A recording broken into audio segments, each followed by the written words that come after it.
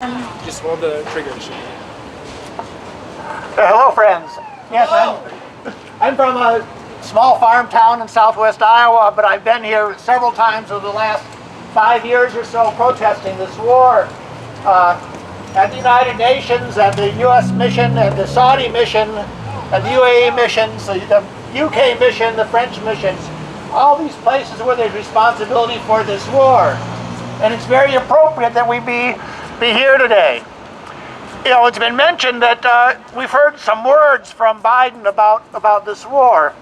On February 4th, just less than a year ago, Biden gave his very first foreign policy address. And he said what he said during the campaign, called the war that started in 2015 a humanitarian and strategic catastrophe. This war has to end, he said. Immediately, the next day, the U.S. State Department came out with a statement. Importantly, this does not apply to offensive operations against either ISIS or UAP.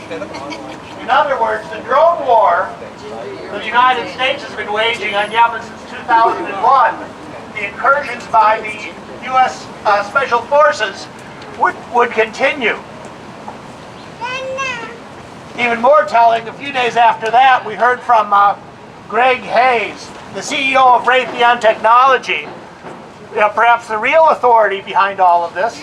And on a regular Tuesday afternoon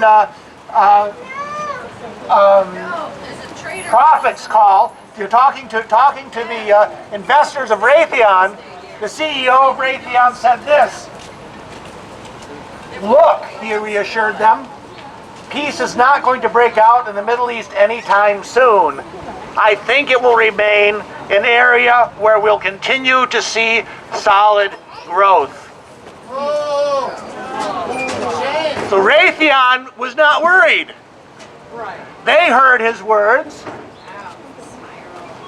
and they reassured their shareholders, "Don't worry." The greatest hope for the people of the world, for the people of Yemen, for all of us here, what we want most in anything of all in this world is the end of this war and peace, and so we can rebuild the world where we can raise our children. That is an existential fear to the military-industrial complex. Now, we're not here, our words are very strong, sound very harsh. We're not here to demonize AOC. That's right. In fact, the one member of the press here asked why we were not in other offices of other Congress people. Because we don't expect anything of them. We're here because we have expectations. Thank you. We expect more from her. And also, as Abby said, we all have to do our part. That's right. We all have to do what we can do. We're here with these signs. We're doing what we can do as citizens. AOC is a congresswoman. She's a member of Congress. She could do something else. Right. So we're not calling on her to do anything more than what we're doing, and what we're encouraging our friends and relatives and neighbors to do. That's right. We all have to speak out. We all have a part to play. AOC has her part. We have ours. That's right. And that's what we're here for. Thank you. Thank you, Brian. Very good. Thank you so much. Thank you so